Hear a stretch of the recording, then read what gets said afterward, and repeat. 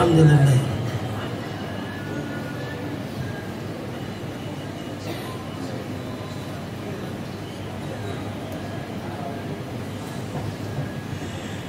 InsyaAllah kita mulakan dengan sedikit munajat kita sempena kita akan menyambut bulan Ramadan, insyaAllah.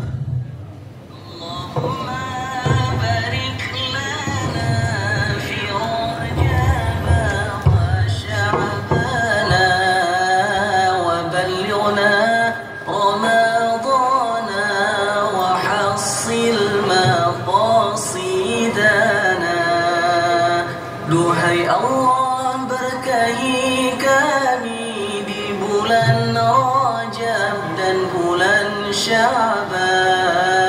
Sampaikanlah ke bulan Ramadan, kabulkanlah hajat kami. Sallallahu wa sallam ala nabi sayyidina Allahumma barik lana fi Rajab wa Sya'ban wa ballighna Ramadan wa hassil maqasidana. Duhai Allah, berkahi kami di bulan Rajab dan bulan Syaban. Sampaikanlah ke bulan Ramadan, kabulkanlah hajat kami. Sallallahu wa sallam ala nabi sayyidina Muhammadin. Allahumma barik lana fi Rajab wa Sya'ban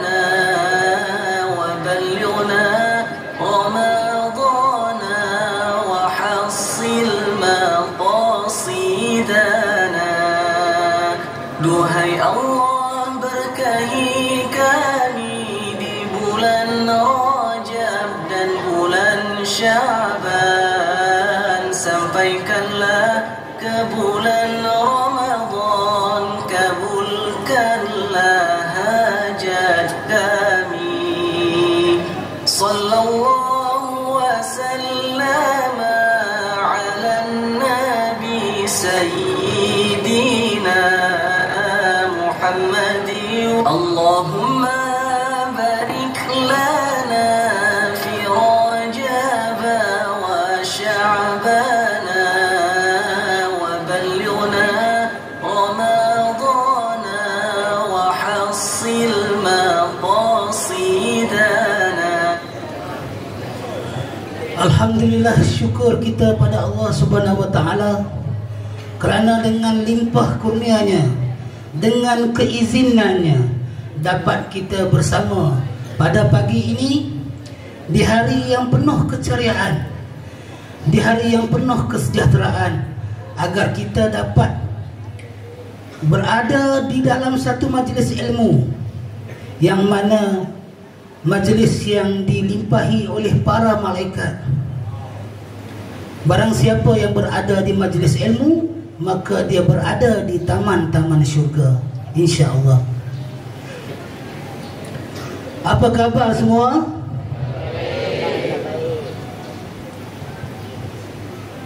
Jadi syukur, alhamdulillah, hari ini merupakan kali ketiga lah saya dijemput untuk mengadakan program bersama dengan Sekolah Menengah Kuala Ketih. Jadi terlebih dulu saya perkenalkan nama saya. Saya Cikgu Aznan, masih lagi mengajar di SK Ambangan Heights. Dah bertugas lebih daripada 24 tahun. Sudah berkeluarga. Saya beristeri 6 dan saya beristeri 6 orang anak. Silap tak sebut habis. Kadang-kadang boleh salah faham, no? Ini kadang-kadang kita ni Saya ada isteri 6 orang anak. Jadi 6 orang anak lah kan. Jangan salah faham. Saya kata yang biasa 4 saja kan. Jadi nak panggil tuan-tuan lah. Biasa duduk ceramah di masjid, di surau, kita biasa panggil tuan-tuan dan perempuan. Baik. Jadi kita ni, pertama sekali kita kena bersyukur pada pagi ni. Benar-benar bersyukur. Kerana pada pagi ni kita masih lagi diberikan oleh Allah kehidupan. Sedangkan semalam dan sebelum ini telah dimatikan jutaan manusia di dunia ni. Tetapi hari ini Allah masih lagi memberikan keizinan kepada kita untuk hidup, merasai kenikmatan kehidupan sebagaimana orang lain merasai kehidupan. Ini pengalaman. Kita merasai kehidupan seperti mana orang lain merasai kehidupan. Ini suatu pengalaman yang sangat berharga. Semua orang yang hidup merasai pengalaman untuk hidup. Tetapi ada juga manusia yang mati dan kita belum pernah merasai pengalaman kematian. Kita pernah mengalami pengalaman kehidupan, tapi belum pernah mengalami pengalaman kematian. Kematian akan tiba, suka atau tidak, mahu atau tidak mahu, kematian akan tiba. Kerana apa? Kerana apabila seseorang itu dilahirkan, maka ianya telah diberikan kembar kepada kehidupan. Kehidupan kita ni ada kembar dia. Kembar itu sentiasa bersama dengan kita. Semenjak kita lahir, kembar itu juga lahir bersama-sama dengan kita. Kembar itu ialah apa? Kembar itu ialah apa? Siapa tahu? Siapa tahu? Siapa kalau tahu kita bagi hadiah. Siapa tahu? Apa? Kembar itu ialah masa. Bila kita dilahirkan, nurse bagi tahu dekat ayah kita, alhamdulillah anak cik dah lahir pukul 7:20 pagi. Itu masa. Maksudnya sama kita keluar, masa juga keluar. Masa ini akan terus berjalan, berada dengan kita sampailah sekarang. Masa berada dengan kita, sebelah dengan kita. Nampak tak masa? Masa itu terus berjalan sampailah masanya ia dipanggil oleh Allah untuk dihentikan oleh malaikat. Masa itu pasti akan dihentikan. Mungkin dihentikan hari ini, mungkin dihentikan esok, mungkin dihentikan minggu depan, mungkin dihentikan beberapa tahun yang akan datang. Siapa pun tak tahu. Kalau kita tahulah masa kita nak berakhir, rasa-rasa seronok tak? Tak seronok. Sebab apa? Sebab kata, sagi aku nak mati ni, hang tolong sat jaga noh. Apa-apa tengok. Sebab apa? Sebab itulah Allah rahsiakan tarikh kematian kita. Kita hanya tahu tarikh lahir saja. Tarikh mati kita tak tahu. Apakah tujuan Allah hidupkan kita di dunia ni? Siapa tahu? Siapa tahu? Apakah tujuan utamanya? Dalam Quran ada sebut. Siapa tahu? Tidak aku jadikan jin dan manusia melainkan untuk beribadah kepada Allah. Itu tujuan kita. Tujuan kita apa? Ibadah. Baik. Jadi tujuan kita berada di dunia ini, kita faham yang pertama tujuan kita ialah ibadah.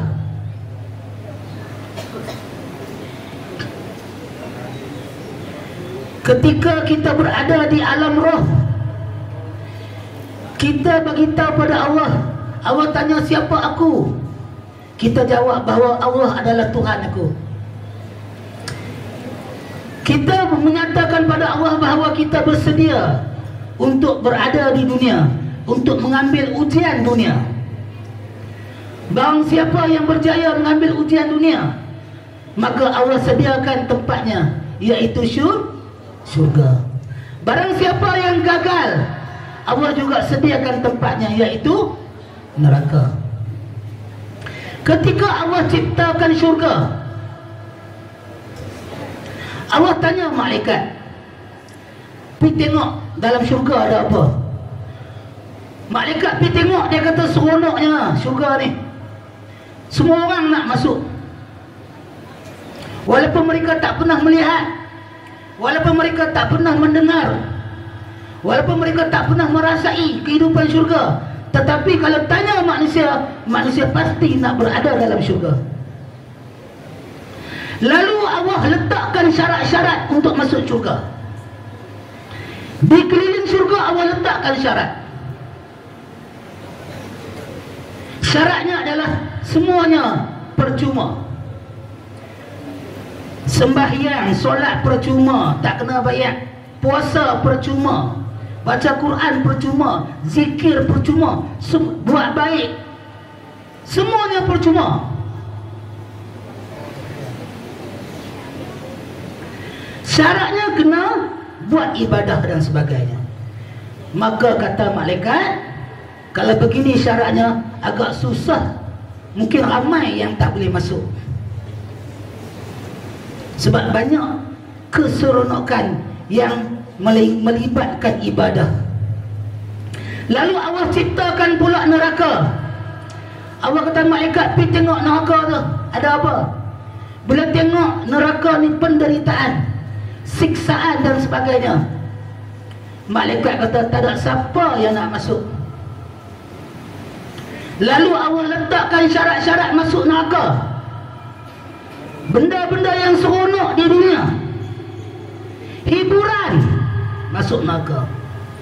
Buat maksiat, masuk neraka. Buat jahat, masuk neraka. Tinggal solat, masuk neraka. Tinggal puasa, masuk neraka. Buat jahat, buat maksiat, semua masuk neraka. Yang ni semuanya kadang-kadang mahal, sebab kena bayar. Nak masuk pusat hiburan kena bayar lah ni, betul tak? Kena bayar mahal. Nak buat maksiat, nak berzina, nak berzina dengan siapa pun kena bayar. Nak main judi kena bayar. Kebanyakan buat jahat kena bayar. Namun kata malaikat, jika kamu letakkan hiburan-hiburan hebat ni, dia bimbang ramai yang akan masuk dalam neraka. Sebab apa? Sebab seronok sangat di dunia. Jadi kehidupan kita ini sebenarnya adalah pilihan kita. Kita nak pilih jalan masuk syurga, kita yang memilih. Kita nak masuk jalan masuk neraka, kita juga yang memilih. Tiada siapa yang boleh paksa kita. Kita takkan ikut cakap sesiapa pun, melainkan kita ikut kehendak diri kita sendiri. Waktu bangun daripada pagi, kita bangun, kita solat subuh, kita bangun sama ada dengan kehendak kita. Kalau kita bangun dengan kehendak kita dan kemampuan kita dan kemahuan kita, maka itu namanya iman. Kita bangun dengan iman. Tapi jika kita bangun kerana orang lain yang kejutkan kita, kita bangun sebab ada orang kejutkan kita, maka itu namanya Islam. Apa beza Islam dengan iman? Islam ni buat sebab orang suruh, sebab ikut-ikutan. Itu Islam. Ada seorang sahabat mai jumpa dengan Nabi. Ya Rasulullah, aku telah beriman. Dia baru masuk Islam. Nabi kata kat dia, kamu baru masuk Islam, jangan sebut kamu beriman. Kerana apa? Islam ni hanya ikut-ikutan, hanya satu pernyataan di lidah bahawa Allah itu Tuhan. Dia hanya sebut di lidah saja, belum lagi sampai di hati. Jika sampai di hati, namanya iman. Hari ini ramai orang Islam tetapi tidak ada iman. Ada kalimah la ilaha illallah Muhammad Rasulullah dalam hatinya, ada, tetapi tidak ada iman dalam hatinya. Imannya sekadar senipis kulit bawang. Iman hari ini kita nak kena didik, kita nak kena bentuk iman ni.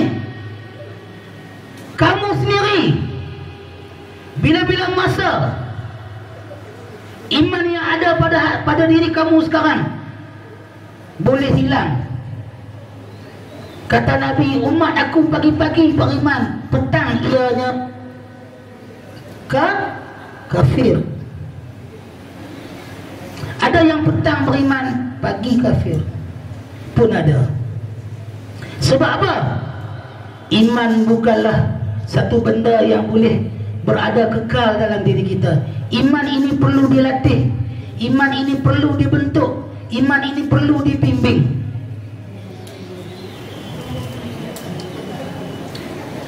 Jadi iman ini ditiupkan oleh ayah kita semasa kita dilahirkan. Kita masih lagi kecil, Allah tiupkan iman dengan azan ataupun iqamah pada kita. Bila mana ibu kita mengeluarkan kita dari gelapnya rahim. Dalam rahim tu gelap, tak ada lampu. Dengan izin Allah, dengan penuh kesakitan, ibu kita mengeluarkan kita dari gelapnya rahim kepada terangnya dunia. Satu syukur, berjaya. Berapa ramai ibu-ibu yang gagal mengeluarkan anaknya.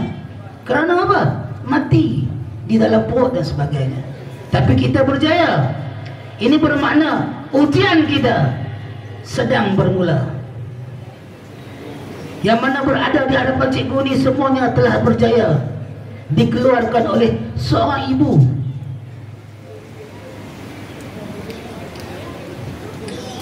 Jadi bila kita dah ada di dunia, kita perlu mengambil ujian yang diberikan oleh Allah pada kita. Ujiannya adalah ujian untuk menjalankan ibadah kepada Allah Subhanahu wa taala. Jika kita ada iman, maka mudah untuk kita jalankan ibadah kita. Namun iman ini ibarat galah yang pendek. Dia hanya boleh ambil buah-buah yang berada dekat dengan tangan, dekat dengan kita saja. Iman ini galah yang pendek. Dia perlukan galah yang panjang. Galah yang panjang ada pada siapa? Ada pada takwa. Ada pada takwa. Takwa ni galah yang panjang. Jika ada takwa, maka iman akan dapat ambil buah-buah yang berada di atas pokok. Itulah dipanggil sebagai buah ihsan, iaitu amalan yang baik kepada manusia dan juga hubungan yang baik kepada Allah Subhanahu wa taala. Bila ada iman, kita kena tahu iman ini ada sayapnya. Tahu tak sayap iman? Belah sini tahu tak sayap iman? Sayap ada berapa? 2, kiri kanan. Pernah tengok sayap ada 4 tak? Ada. Dalam gambar Tamil saya tengok ada sayap 4, kan? Sayap 2. Sayap iman separuh di kanan, namanya sabar. Kita pun sebut sabar separuh daripada iman. Maksudnya apa? Sayap yang sebelah kanan itu namanya sabar. Apa maksud sabar? Siapa tahu maksud sabar? Tahu tak maksud sabar? Apa dia maksud sabar? Menahan diri. Bagus. Menahan diri daripada 3 keadaan. Yang pertama, sabar ketika menjalankan ibadat kepada Allah, kena sabar. Solat 5 minit je, sabar. Baca Quran, sabar. Zikir, sabar. Ibadah yang paling panjang ialah sabar. Yang paling panjang dalam ibadah ialah apa? Ialah apa? Minggu depan kita nak jalankan sabar yang panjang 12 jam, iaitu puasa. Ini sabar yang paling panjang. Jadi bersabarlah. Kemudian sabar ketika ditimpa ujian dan juga musibah. Allah beri ujian pada kita, Allah berikan kesedihan kepada kita, Allah berikan kedukaan, maka kita kena sabar. Sabar yang ketiga ialah, siapa tahu? Sabar menahan kemarahan. Bila kita berada dalam situasi marah, kita kena sabar. Sayap yang sebelah kiri, sayap iman di sebelah kiri apa? Siapa tahu? Siapa tahu sayap iman di sebelah kiri? Tahu tak? Siapa tahu? Tak tahu. Sabar sebelah kiri ialah syukur. Kita kena syukur pada Allah. Apa maksud syukur? Apa maksud syukur? Berterima kasih. Berterima kasih. Hampir tepat. Berterima kasih tidak memenuhi makna syukur. Apakah makna syukur? Syukur ialah, dengar betul-betul, bukan saja berterima kasih, membalas kenikmatan yang Allah berikan kepada kita dengan ketaatan kepada Allah. Allah bagi kita telinga untuk mendengar, Allah beri kita mata untuk melihat, Allah berikan tangan untuk bergerak melakukan sesuatu, Allah berikan kaki, Allah berikan kehidupan ini. Maka syukur kita ialah balas syukur tersebut dengan taat kepada Allah. Allah suruh kita buat apa? Pertama sekali buat apa? Solat. Berapa kali sehari? Siapa yang buat solat 5 kali sehari, angkat tangan. Saya nak bagi hadiah. Ada tak? Takkan tak ada, ada insya-Allah. Solat 5 kali sehari. Jika kita solat 5 kali sehari, itulah ketaatan yang utama, kerana solat merupakan ketua segala ibadat. Baik. Jadi bila kita kenal apa peranan kita di dunia ini, kita juga kenal siapa pencipta kita. Kita kata la ilaha illallah Muhammad Rasulullah. Tiada Tuhan yang dicipta, yang disembah melainkan Allah. Dan kita mengaku bahawa Nabi Muhammad itu pesuruh Allah. Jadi kita tahu bahawa kita ini ada tujuannya. Ada tujuan kita. Di dunia ni ada tujuannya. Jadi kita kena lakukan mengikut tujuan kita.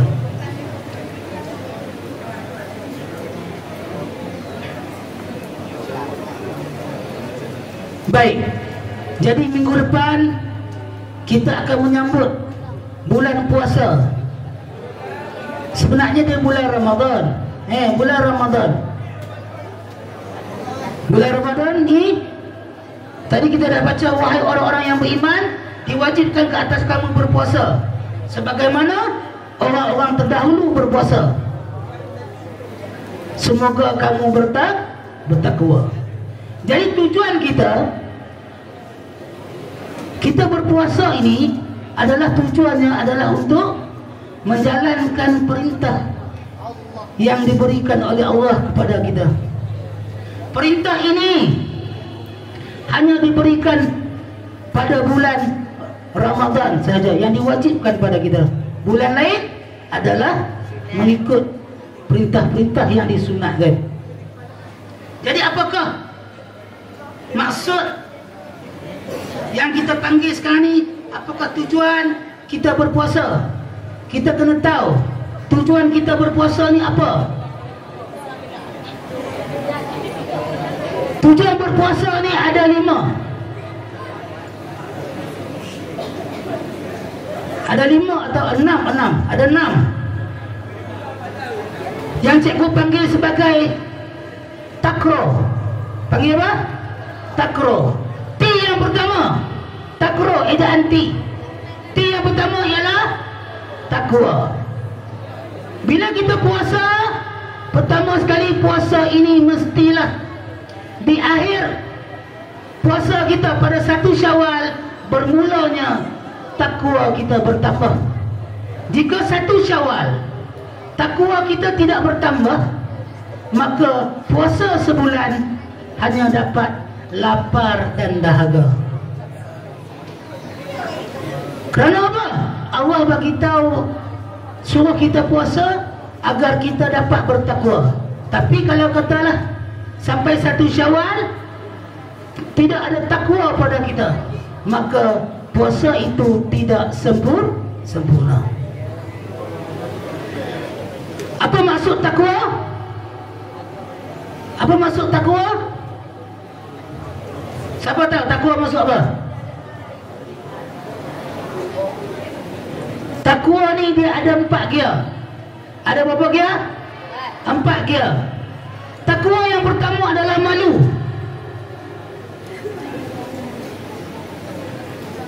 Bila dengar azan, dia malu untuk tidak bersolat. Bila dengar azan, dia malu untuk tidak ke rumah Allah jika ada kesempatan. Itu takwa. Bila mana dia hendak melakukan dosa, ada peluang untuk dia berbuat dosa, ruang dan peluang terbentang di hadapannya, tapi oleh kerana dia malu pada Allah untuk melakukannya, maka itulah takwa, gear yang pertama. Kalau malu pun tidak ada, bermakna kita tidak ada takwa. Bagi perempuan, dia tak malu untuk buka aurat dia. Allah melihatnya, dia tidak ada malu, maka confirm dia tidak ada takwa.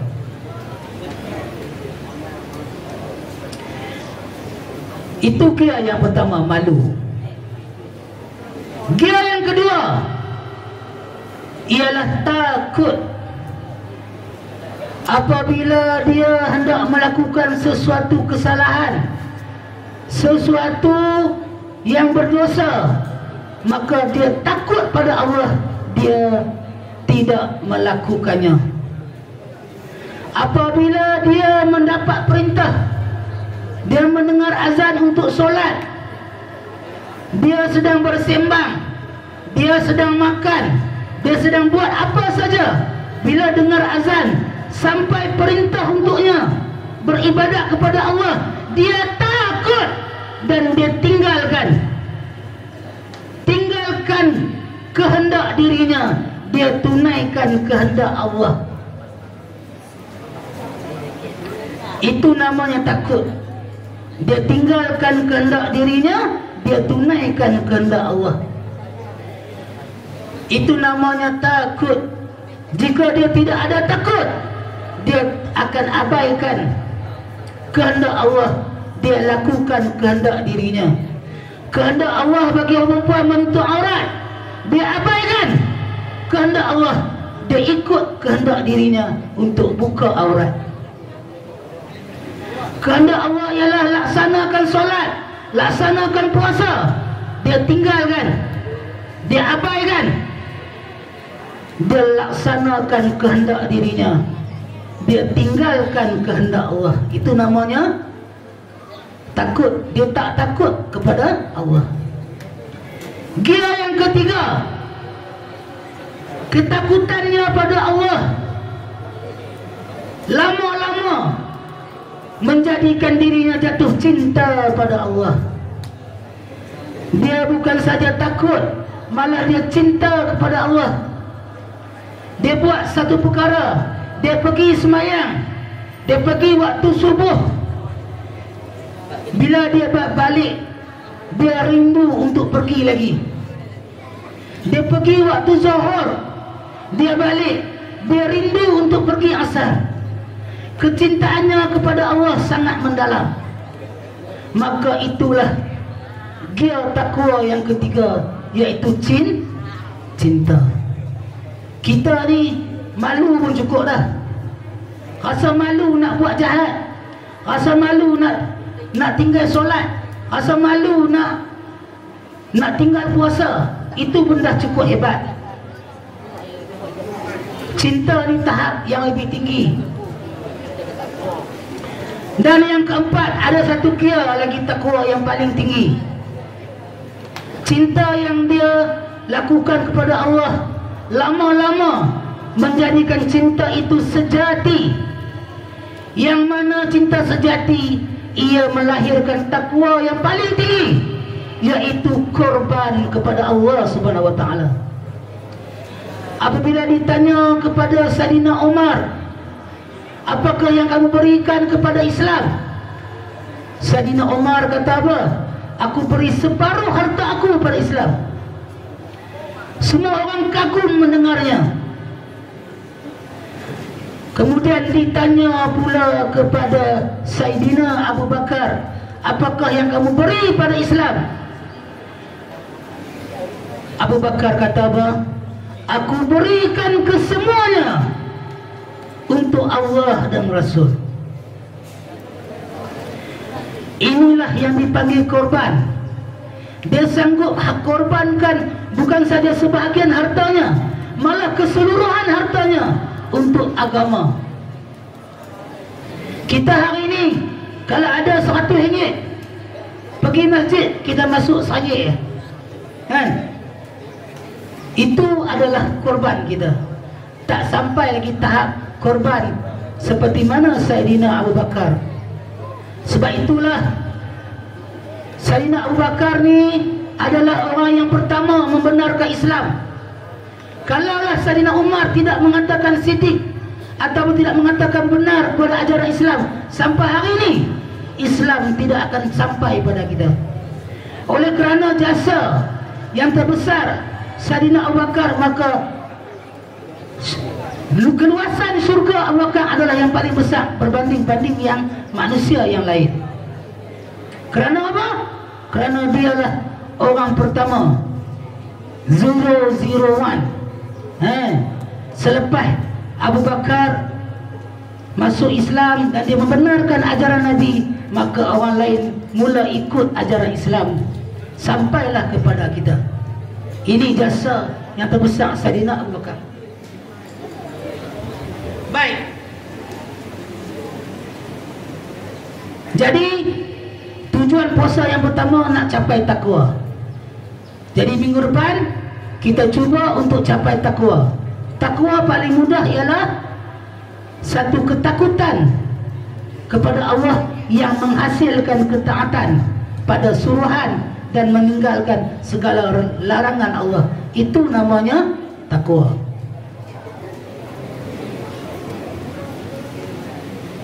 Yang kedua, adalah al-ihsan. Al-ihsan ni apa? Al-ihsan ni adalah hablum minallah.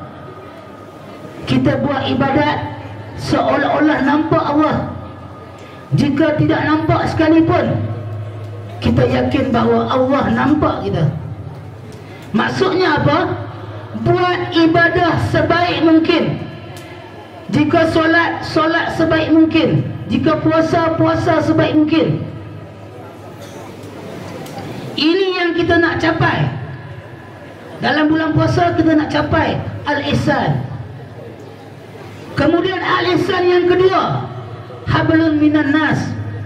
Kita buat baik kepada manusia. Siapakah manusia pertama yang kita kena buat baik? Yang paling utama siapa? Ibu bapa kita. Ini yang pertama.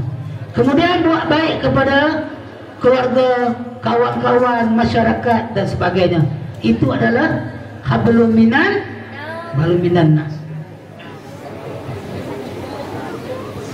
Yang ketiga,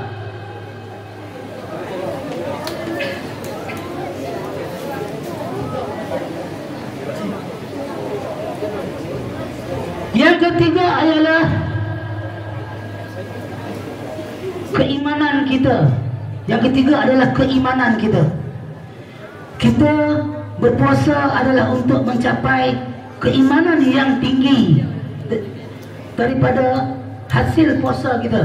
Jika kita puasa, iman kita tidak bertambah, iman kita teratur juga tidak bertambah, maka puasa kita akan melahirkan kerugian kerana keimanan kita tidak bertambah.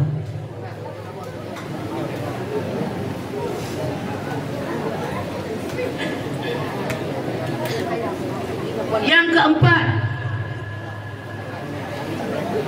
puasa ini adalah untuk melahirkan suatu keinsafan. Dipanggil realize. Suatu keinsafan kepada mana?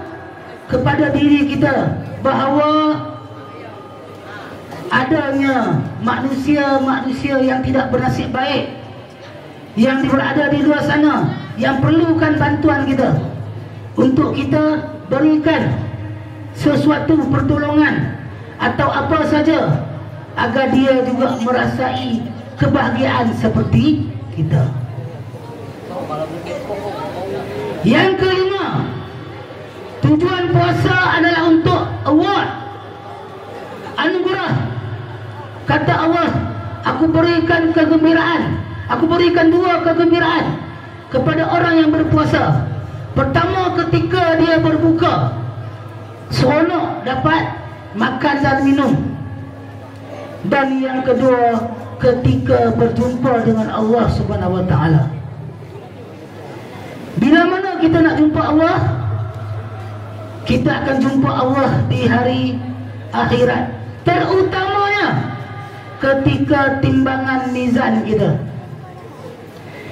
Jika timbangan mizan kita berada di sebelah kiri, menandakan bahawa kita berada dalam satu natijah yang buruk. Kita akan berada dalam keadaan yang malang. Maka ketika itulah Allah akan berikan kegembiraan yang dijanjikan oleh Allah bagi orang yang berpuasa, iaitulah award ganjaran sabar. Sebab apa? Sabar Allah tak umum kepada kita pun sampai sekarang. Dia akan umum ketika mana? Ketika berada di timbangan mizan. Dan yang terakhir, puasa juga adalah suatu kita nak capai, kita nak jadi pemenang atau the winner. Kita harus menang. Puasa ini harus memenangkan kita. Daripada apa? Daripada melawan hawa nafsu kita. Kita harus menang melawan hawa nafsu kita. Jika kita sebulan berpuasa, kita gagal mengekang hawa nafsu kita, maka kita akan ditewaskan. Mungkin pada hari-hari tertentu kita tewas. Mungkin ada yang tak puasa, mungkin ada yang puasa tapi tak solat. Ada yang puasa tapi tak solat. Dia puasa ni macam tanam padi. Baca Quran pun sama macam tanam padi. Zikir pun sama macam tanam padi. Bila padi masak, kita perlukan transport untuk menghantarnya ke kilang. Jika tidak ada transport, bagaimana nak hantar padi yang kita tanam itu ke kilang? Transport inilah namanya solat. Solat adalah transport untuk hantar semua yang kita tanam. Puasa, zikir, Quran. Jika tanpa solat, maka tanaman kita tak dapat dipasarkan ataupun tak dapat dijual. Maka rugilah kita. Sia-sialah jika kita ada tanaman tapi tidak ada transport. Boleh faham tak takak tu? Boleh faham tak?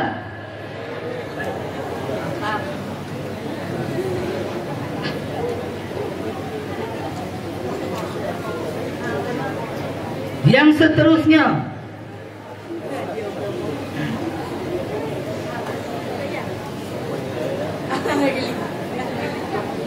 apakah keistimewaan puasa? Jadi kita kena tahu apakah yang dibagi keistimewaan puasa. Yang pertama, puasa ini ialah satu-satunya ibadat yang direct kepada Allah Subhanahu Wa Taala. Ini puasa. Kalau sembahyang, kita baca Quran, yang ni dicatat pahalanya oleh malaikat. Tapi jika puasa, malaikat tak catat, tapi direct terus dengan Allah Subhanahu Wa Taala. Kerana apa? Puasa adalah satu rahsia ibadat yang mana siapa pun tak tahu kata kita puasa. Sebab orang yang puasa nampak cergas seperti biasa. Kalau dia buat lembek sekalipun, mungkin dia saja-saja buat. Sebab kita tak tahu. Ini adalah rahsia. Rahsia dia dengan Allah.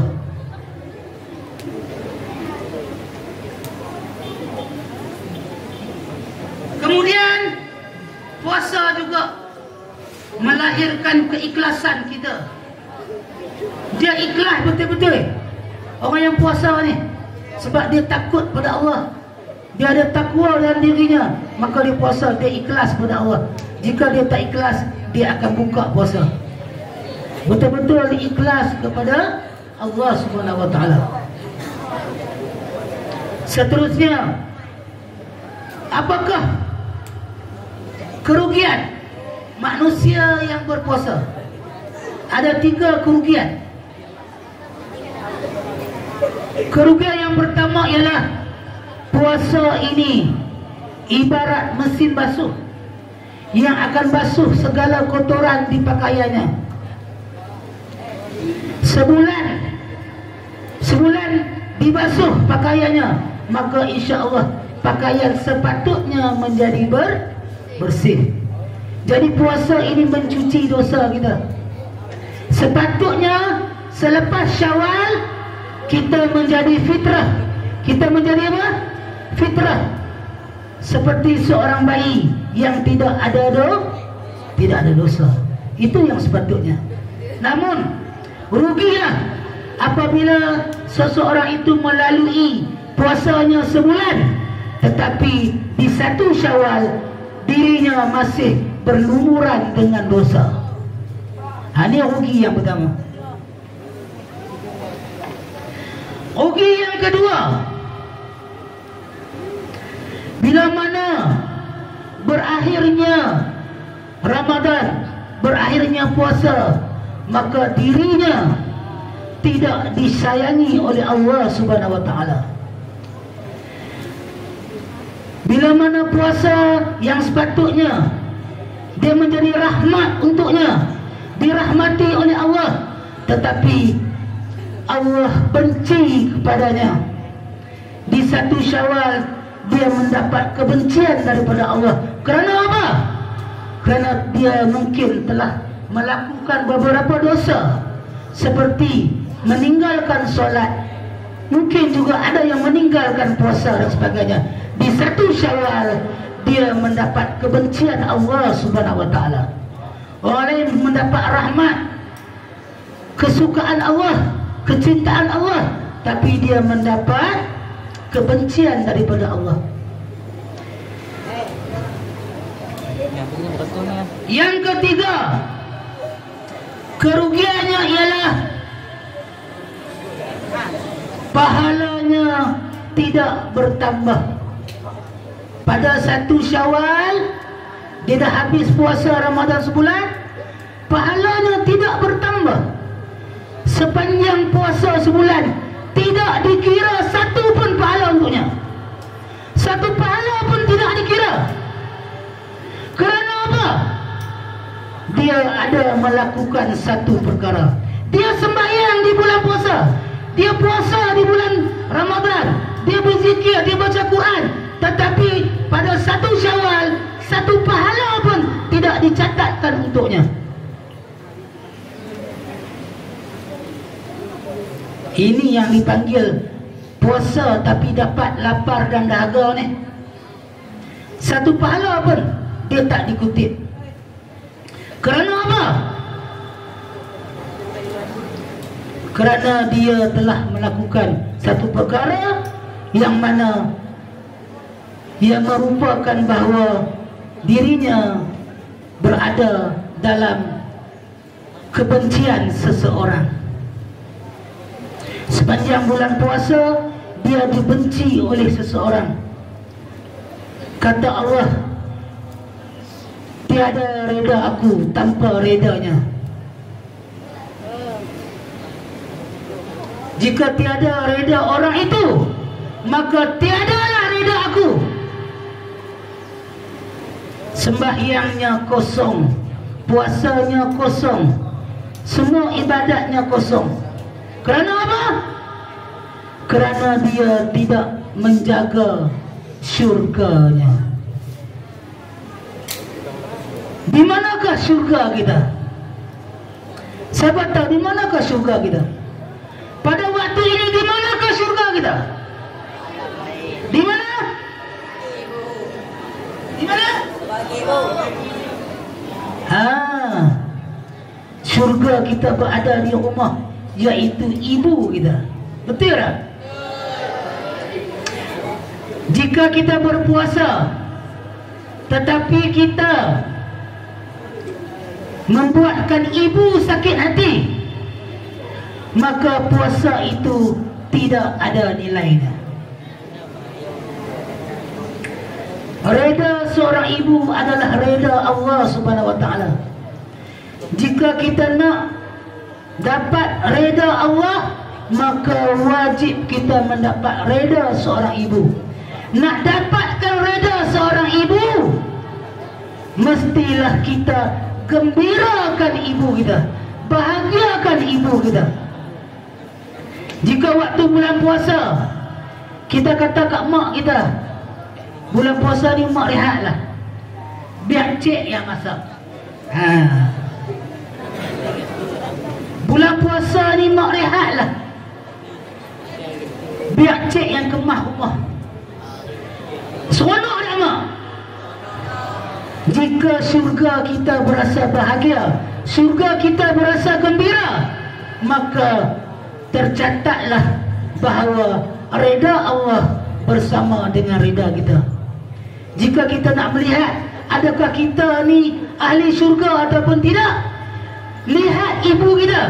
Jika ibu kita berada dalam keadaan gembira, bahagia dengan kita, maka syurga berada di tangan kita. Jika kita memberikan kesakitan, penderitaan derhaka kepada ibu kita, maka ketahuilah tiada syurga bagimu. Tiada syurga bagimu.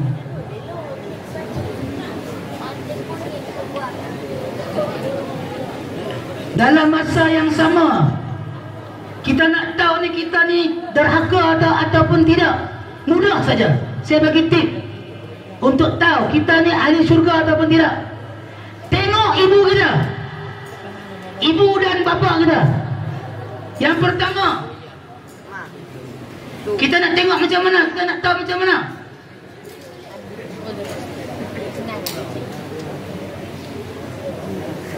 Yang pertama, ibu kita, kita tengok wajahnya.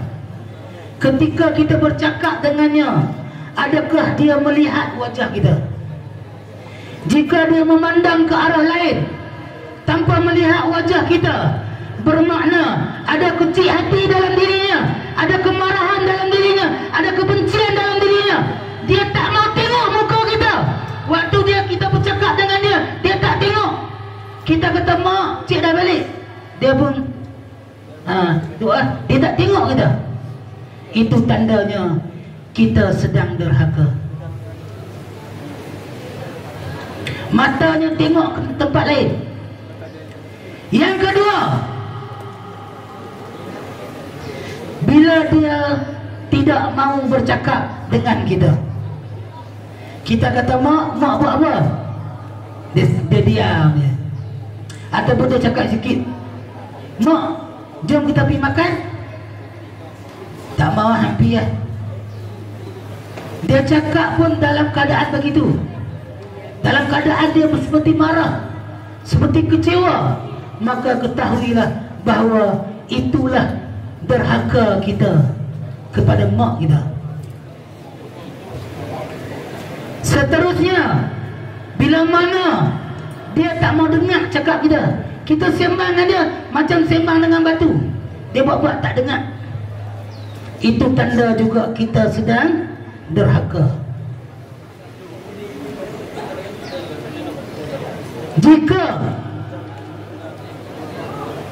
Jika seorang ibu tak mau bercakap dengan kita, ataupun yang paling teruk, takut nak bercakap dengan kita, ayah kita kata, hang cakaplah dengan dia, Ustaz, aku esok ni nak pi ke kedai, nak minta dia tolong, Ustaz.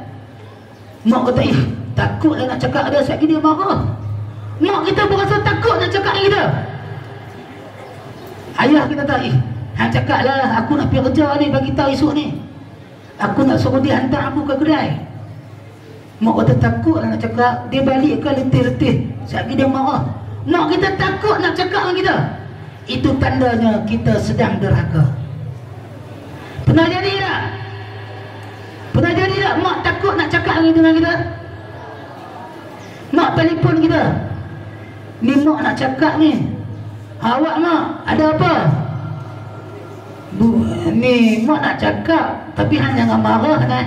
Mak kata macam tu, confirm dah derhaka dah. Mak ada ketakutan untuk bercakap dengan kita. Awak mak, ada apa? Bulan puasa ni hang balik tak? Mak tanya yang tu lah. Kita kata, tak balik lah mak, tunggu raya saja. Tak apa. Mak kita berasa takut untuk membicarakan seterusnya. Itu juga derhaka. Dia cakap pendek. Dia tanya kita, kita jawab, dia terus berpuas hati dengan jawapan itu, walaupun jawapan itu adalah jawapan yang tidak disukai olehnya, tapi dia diam. Dia habiskan dengan ayat itu saja, bermakna dia ada ketakutan untuk bercakap seterusnya, maka itu juga adalah derhaka. Jika seorang ibu atau ayah dia berasa takut untuk melihat kita, bila seorang anak itu bang, dia berasa marah, dia bercakap kuat, ibu takut nak tengok mata anak tu, tunduk. Ayahnya tunduk, takut. Sebab apa? Tengok mata kemerah-merahan anaknya yang sedang marah pada sesuatu perkara. Mak tegur sikit lah. Mak nak yang semayang, balik kerja semayang, ni hang tak semayang. Mak ni duk asyik-asyik duk suruh semayang, cik penatnya balik kerja. Marah. Mak pun tunduk, tak berani tengok mata kita. Ketahuilah, ketakutan seorang ibu untuk melihat diri kita, itulah tanda kita sedang derhaka. Banyak lagi lah tanda-tanda derhaka. Yang mana bulan puasa ni, hungry is angry, lapar tu marah, banyakkan bersabar. Allah janjikan orang yang berpuasa, Allah janjikan kegembiraan dengan kesabaran dalam bulan puasa. Allah janjikan kegembiraan untuknya ketika berada di akhirat nanti. Ingatlah, sabarlah. Jangan sesekali meninggikan suara, jangan sesekali marah. Sabar. Jangan sesekali menjadikan ibu dan ayah kita menjadi takut dengan kita. Jadi di bulan puasa ni, gembirakan ibu kita. Kalau kita mampu untuk masak, kita masak bantu dia. Mampu untuk kemas rumah, kita rehatkan mak dan ayah kita. Boleh atau tidak? Kita gembirakan dia agar puasa kita mendapat nilaian di sisi Allah Subhanahu wa taala.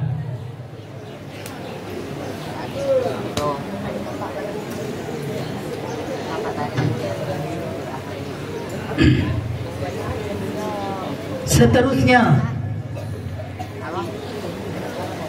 kita bila kita berpuasa, kita hendaklah menjalankan beberapa perkara yang ingat pada Allah.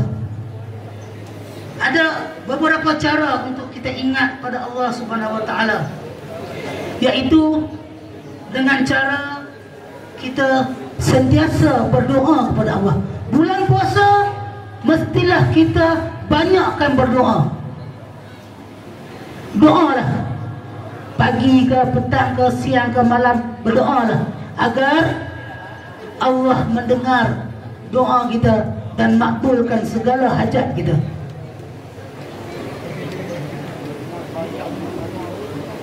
Kemudian kita hendaklah sentiasa berzikir kepada Allah Subhanahu wa taala. Kita kena banyakkan berzikir. Ada beberapa perkara yang kita boleh buat. Paling mudah, cikgu namakan sebagai 7-2-3-2, iaitu 7 yang pertama kita amalkan di bulan puasa ini. Seperti bulan-bulan yang lain, kita amalkan 7 yang pertama, iaitu 7 kalimat Allah. Di bulan puasa ni amalkan 7 kalimat Allah.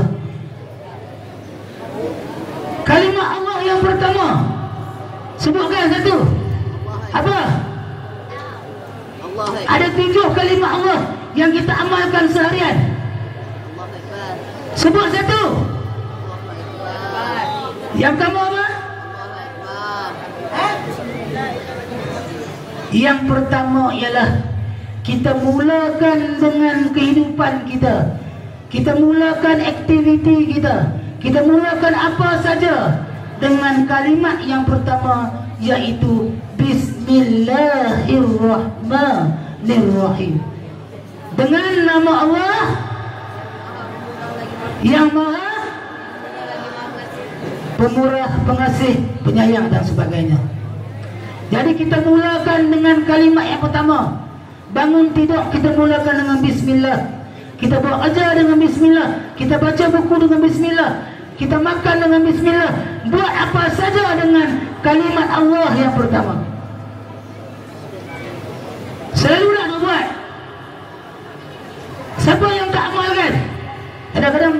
Nak makan bismillah pun tak sempat. Jadi kita kena bismillah. Yang kedua, kita amalkan kalimat Allah. Yang kedua, kita akhirkan segala aktiviti kita. Kita selesaikan segala kerja kita dengan kalimat yang kedua, yaitu Alhamdulillah. Mula dengan bismillah, tutup dengan Alhamdulillah.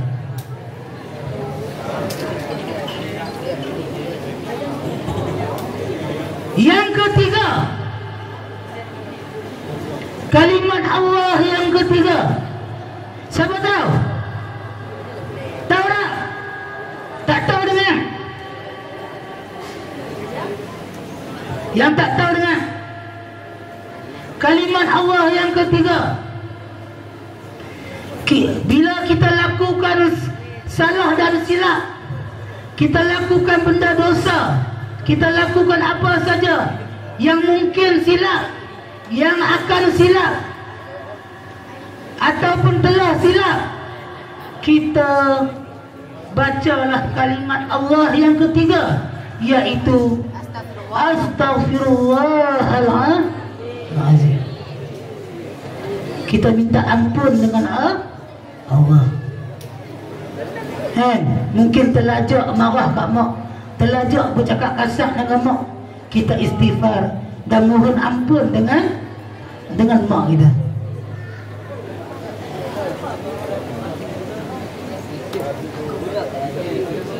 Kalimat Allah yang keempat, apabila kita melakukan suatu perancangan, perancangan itu belum pasti berlaku dengan lancar ataupun tidak, perancangan itu belum lagi pasti akan hadir ataupun tidak, maka kita nyatakan dengan perkataan kita, dengan lafaz insya-Allah, kalimat kita yang keempat. Kawan tanya, esok boleh tak pergi main bola? Kita kata insya-Allah. Malam ni nak pergi tak surau? Insya-Allah. Kita katakan insya-Allah. Itulah kalimat Allah yang keempat. Di bulan puasa kita teruskan lagi dengan amalkan kalimah Allah yang kelima. Bila mana kita berada dalam kesusahan, kita berada dalam kesulitan, kita berada dalam kesukaran, kita berada dalam masalah, kita berada dalam kesedihan, yang mana kita tidak ada jalan keluar, kita dah buntu, kita keliru, maka lafazkan kalimat Allah yang kelima, yaitu la haula wala quwwata illa billah al-ali. Boleh atau tidak? Setakat 5 ni boleh faham tak? Boleh buat tak rasanya? InsyaAllah. Boleh teruskan lagi tak? Dah sejam. Asal lenguh tak? Lenguh tak? Goyang badan sikit. Kawan tu tolong urutkan sikit. Kawan-kawan kita tu yang belakang tu urut sikit. Lenguh ni. Dah sejam dah. Saya pun berasa juga lenguh dah. Sambil kita betulkan badan kita, boleh tak kita istighfar? Astaghfirullahaladzim alladzi la ilaha illa huwal hayyul qayyum wa atubu ilaih.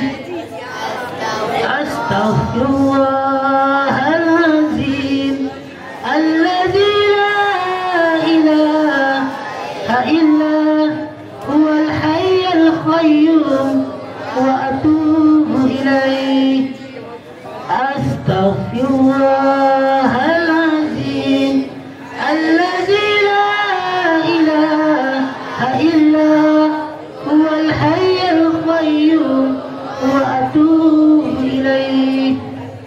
Kita ingat Allah sikit boleh?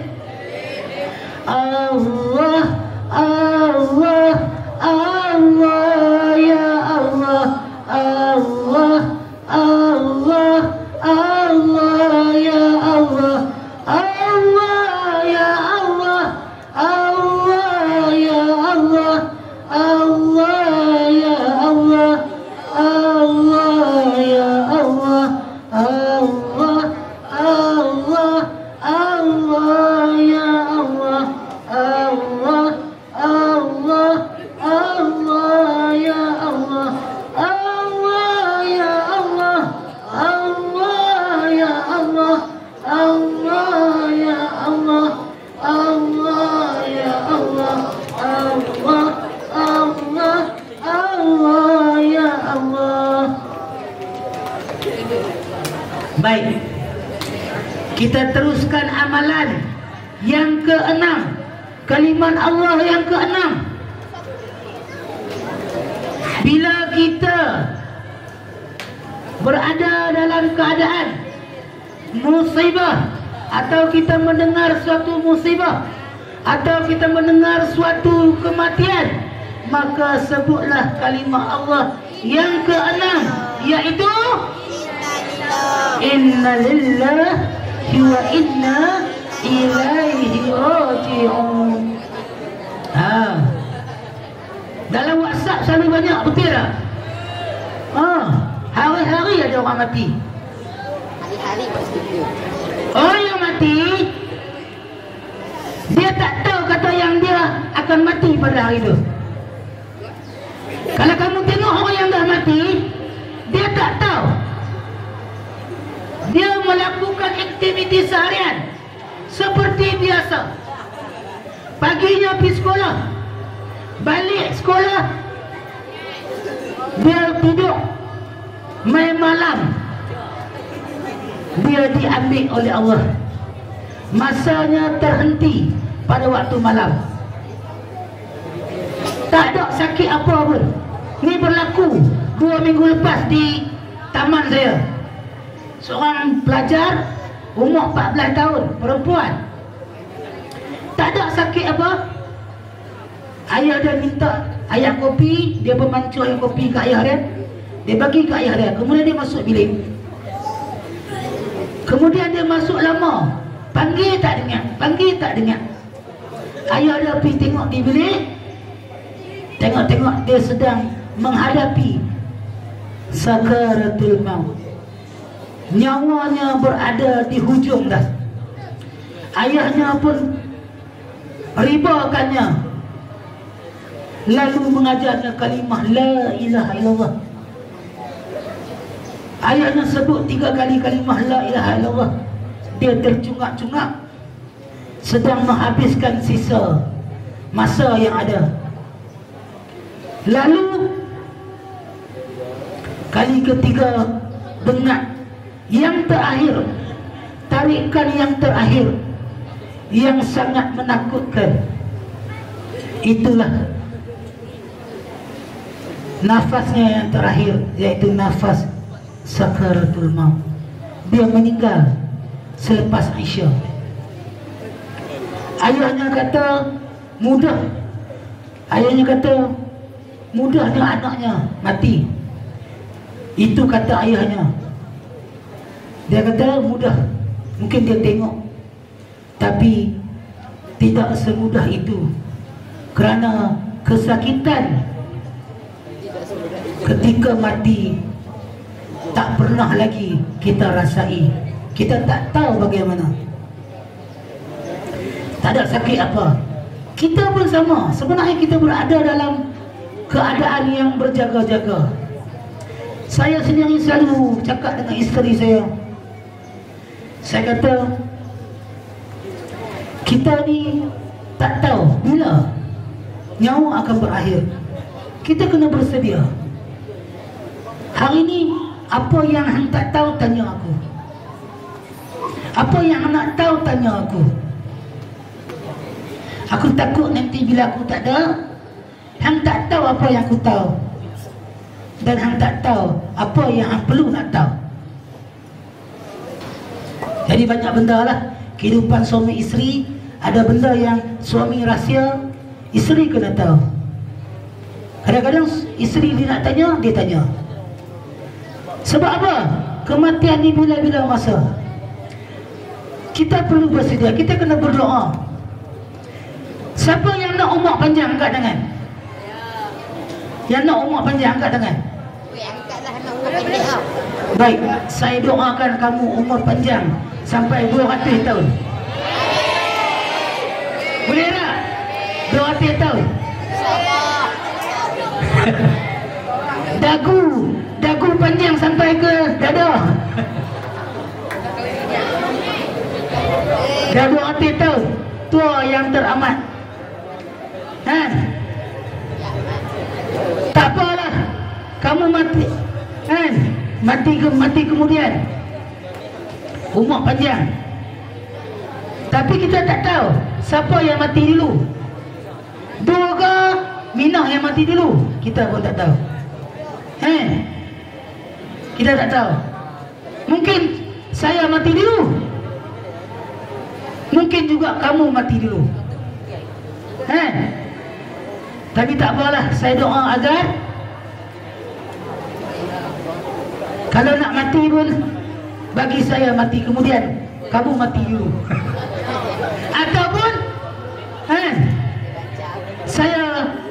Ataupun saya mati kemudian, kamu mati dulu. Sama, takut dengan mati. Baik, kita ditakut dengan kematian. Tapi kematian pasti akan datang. Syarat untuk mati ialah apa syarat mati? Hidup. Semua kita sekarang ni hidup tak? Maka sempurnalah syarat untuk kita mati. Ni yang kat depan ni, bila nak mati? Bila nak mati? Bila-bila masa boleh mati. Betul tak? Tak kira. Sebab syarat mati ialah hidup. Baik, sementara kita masih belum mati, kita teruskan lagi dengan kalimat Allah yang terakhir. Apabila kita berada dalam keadaan kesenangan atau kelapangan atau kegembiraan ataupun kesusahan sekalipun, maka sebutlah kalimat Allah yang ketujuh, yaitu apa? La ilaha illallah Muhammad Rasulullah. La ilaha illallah Muhammad Rasulullah. Lafazkan syahadah kita di waktu kita susah ataupun senang. Ingat tak 7 kalimat Allah? Boleh tak amal bulan puasa ni? Boleh tak? Kita mestilah berazam untuk boleh. Jika nak buat, kita kena buat segera. Jadi kita kena mula berubah. Kita kena mula berubah. Kena ubah daripada yang buruk kepada yang baik. Bagus. Kita ubah daripada yang susah kepada senang, daripada dosa kepada pahala. Boleh tak kita ubah?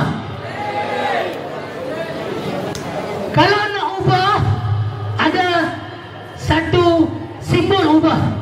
Nak tahu tak? Bagus kamu. Baik. Kalau nak ubah, apabila kita melihat suatu kemungkaran dosa, maka kita kena ubah. Ubahlah. Yang pertama dengan tangan, yang kedua dengan mulut, paling lemah dengan apa? Dengan hati. Kita ambil tengah-tengah. Kita ubah dengan mulut. Kita kena tegur kawan kita. Saya bagi satu simbol untuk tegur kawan kita. Ikut cikgu.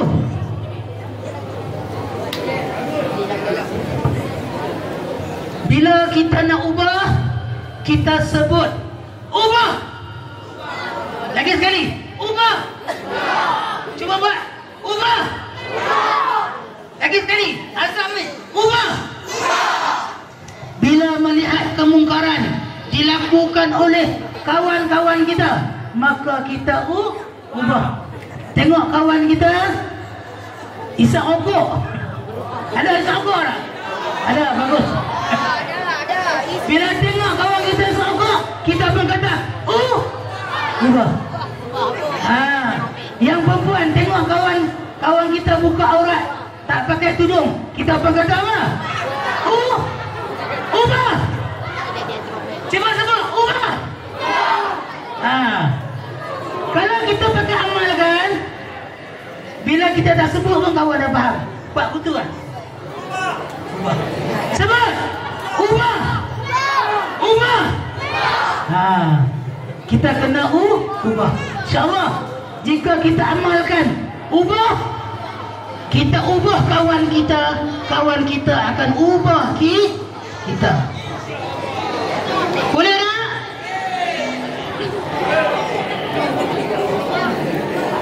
Baik, kita nak ulang kaji sikit.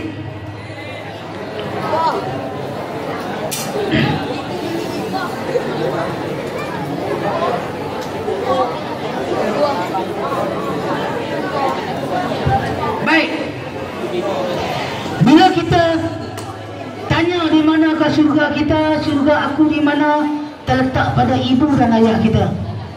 Okey, ingat, angkat tangan 5 jari. Kalau kita nak syurga berada dalam 5 jari kita ni. Angkat tangan, give me 5. Give me 5. Baik, dengar.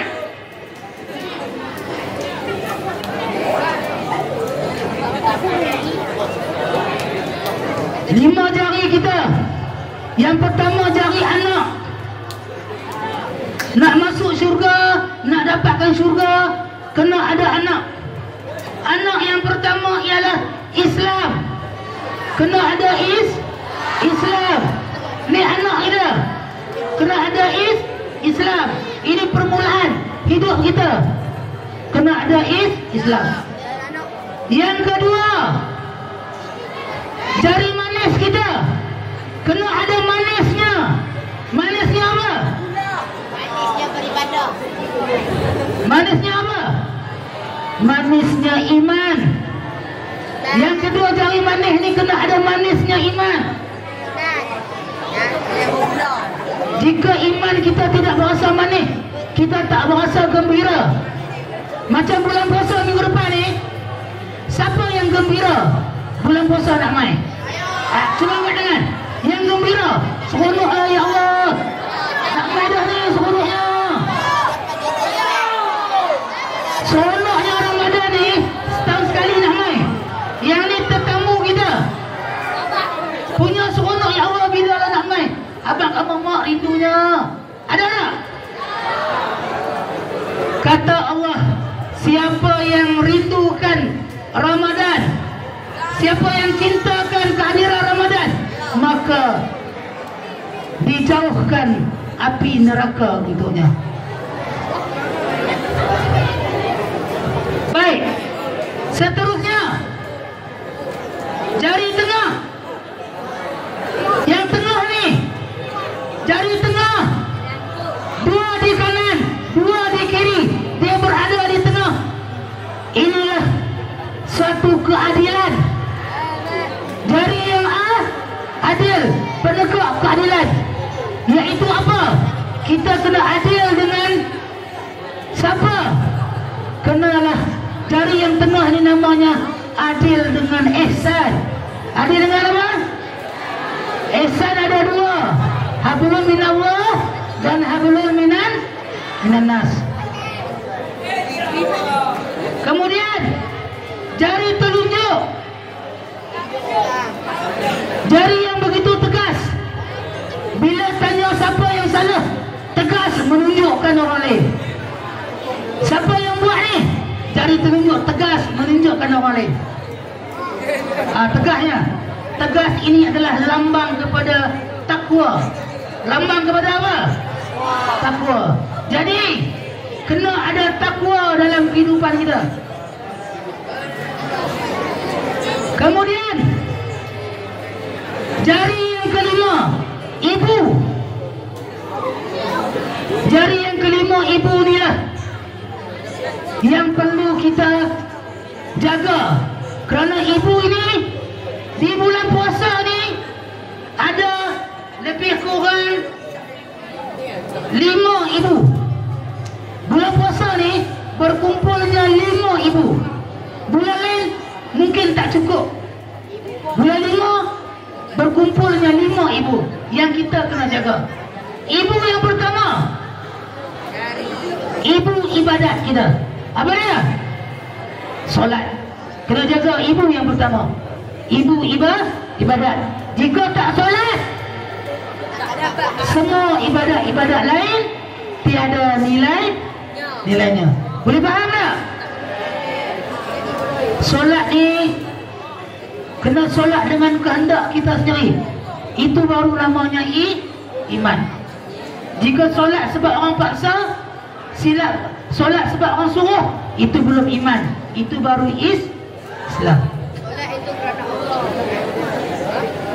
Ibu yang kedua, di bulan Ramadan ni adanya ibu yang kedua, iaitu ibu segala bulan, iaitu bulan Ramadan.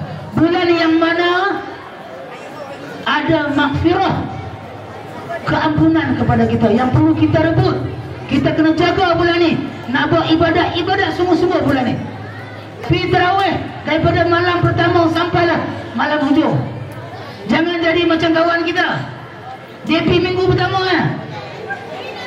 Minggu kedua tak pergi dah.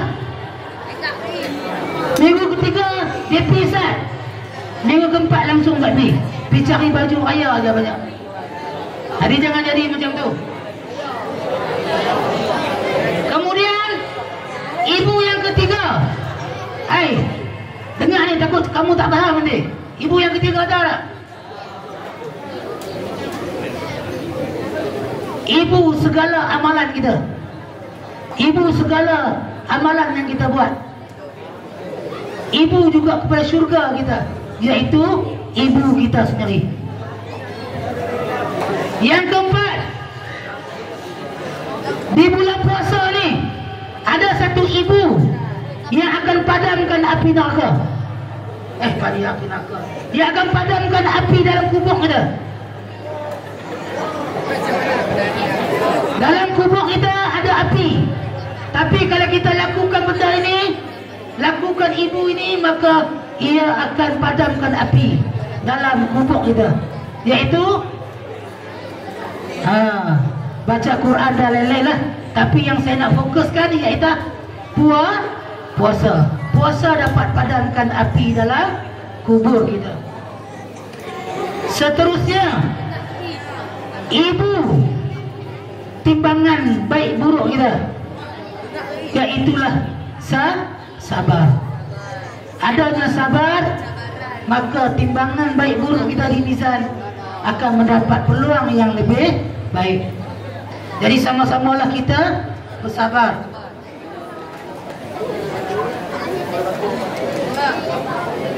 Baik. Seterusnya ada 2 zikir ketika kita lakukan ataupun kita berada dalam kesusahan. Kita amalkan 2 zikir.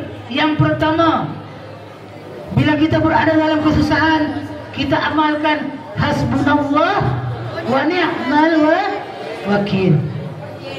Jika kita berada dalam kesukaran, dengar ni, ikut cikgu. Bila kita berada dalam kesusahan, tengah paksa ke, tak boleh jawab ke, tengah berada di tengah jalan, minyak motor habis ke, nak habis dah, maka kita sebutlah, letak tangan kita, kita sebut apa? Alhamdulillah ala kulli hal. Sekali lagi, Alhamdulillah ala kulli hal. Yang seterusnya, ada 3 doa yang kita kena amal bulan puasa ni.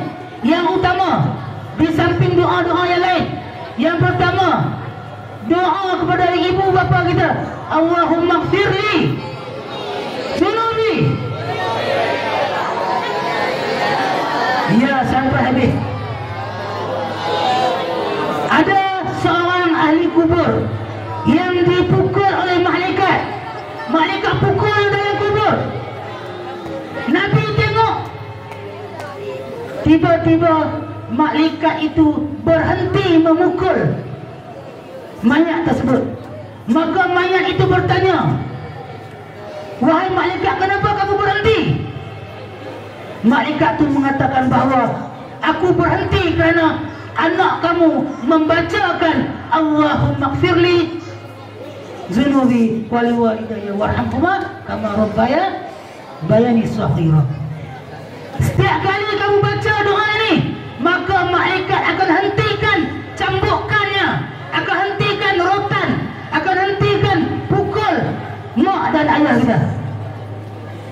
Kalau mak dan ayah kamu telah meninggal, jangan berhenti daripada mengucapkan doa ini.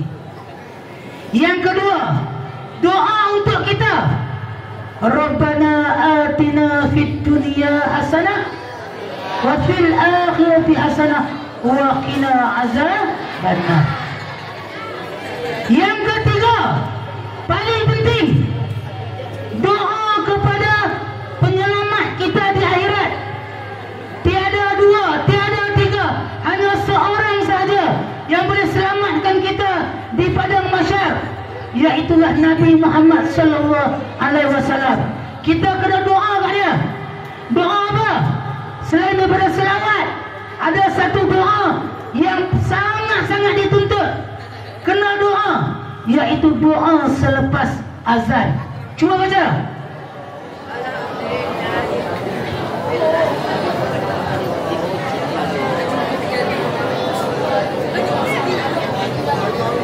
Ya, kita baca apa? Seorang cikgu nak dengar baca, Mat. Mat, doa lepas azan. Mat, boleh? Perempuan boleh? Siapa yang boleh? Boleh tak? Mat, takkan doa lepas azan pun tak tahu. Mat, hantar Mat cikgu Mat. Okey, baca. Semua boleh? Baca. Baca. Perempuan tentu boleh.